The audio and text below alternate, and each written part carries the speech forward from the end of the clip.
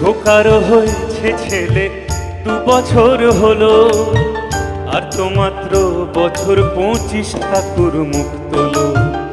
100 বছর বাঁচতে চাই এখন আমার সাথ, 25 বছর পরে খোকার হবে 59।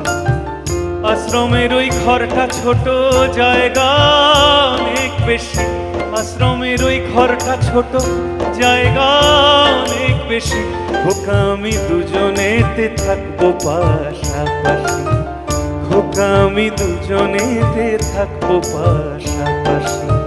সেই দিনটার স্বপ্ন